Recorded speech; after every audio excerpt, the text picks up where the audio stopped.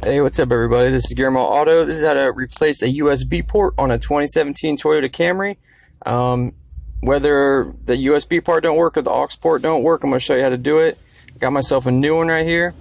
Mine is missing a lid, and you can't get the lid by itself. You have to get a whole new port.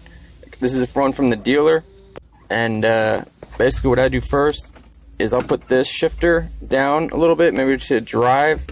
Make sure your car's off and your e-brake set if you're going to do that.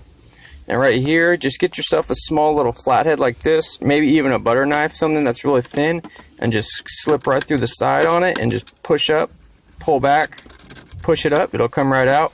It shouldn't give you too much problems. You can go side to side too to help you, and it should just come right out like that.